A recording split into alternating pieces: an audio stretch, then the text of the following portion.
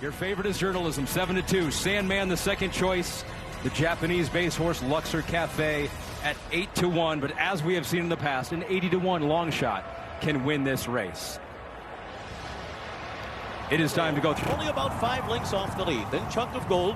Journalism is saving ground into that turn. He's in the middle of the pack as Cold Battle goes up on the far outside with Render Judgment and Flying Mohawk. Then comes Publisher, Baeza to the outside. Down toward the rail, Japan's Luxor Cafe leads Sovereignty. Tistastic and Sandman are next. And Final Gambit is the trailer as they race past this half mile in 46.23 seconds. So the pace is honest enough, set by the Baffert runners, Citizen Bull, and Neo Equos is pressing it on the outside. American Promise together with Owen Almighty, third and fourth. Break of another 2.5 to East Avenue in fifth. Burnham Square is sixth on the inside. Brian Hernandez has him down on the rail like he did with Mystic Dan last year. They're about 6 lengths off the lead as they race for the far turn. Citizen Bull on the inside. Neo Equos on the outside. These two right together on the lead. American Promise comes under pressure. Owen Almighty is fourth by 2.5. Chunk of Gold is fifth. Trying to get involved now with 5 lengths to make up. In the meanwhile, we look back for journalism. He's been swung to the outside by Umberto Rispoli, and he's picking off horses one by one on the far outside. Neo Equos is the leader at the top of the stretch. Journalism is on the move as they turn for home, and Sovereignty is coming with him on the outside. The two of them go right by with a furlong to run. Journalism and Sovereignty, nose to nose, down to the last 16th of a mile. Sovereignty has taken the lead. Journalism is second toward the inside. Baeza's third, but it will be Sovereignty to rule the Kentucky Derby. Journalism and Baeza were next. Final Gambit was fourth. The final time was 2:02.31 seconds.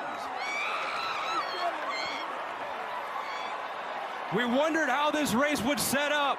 Fast early pace. It was. Setting up for a closer. Trained by Bill Mott. Sovereignty, your Derby 151 winner. Back early, made a slight middle move as he's accustomed to doing at times.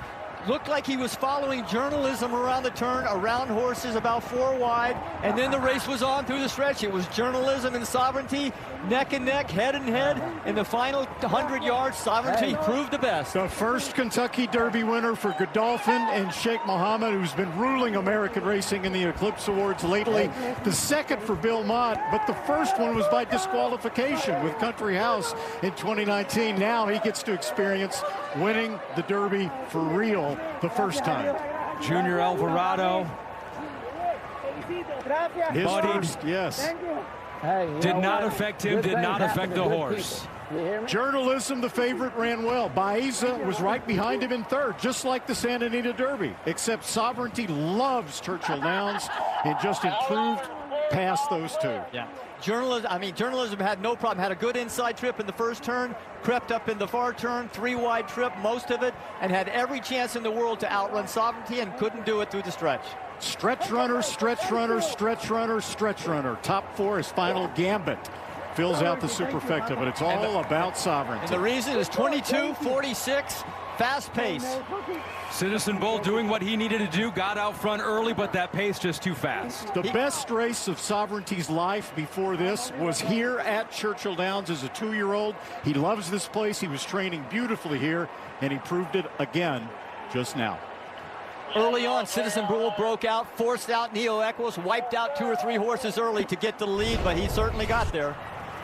Take a look around the far turn, guys. Okay, you can see Sovereignty actually following journalism. He had made that middle move to get up in behind him as they came around the turn.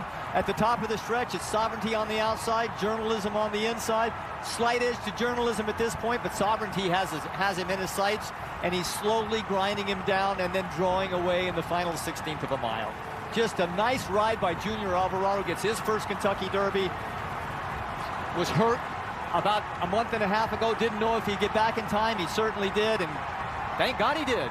We've said it before, and it's worth saying again. There's no better trainer in America at circling a date on the calendar and having a horse ready for a peak effort on that date, and Bill Mott has done it again. We get it down.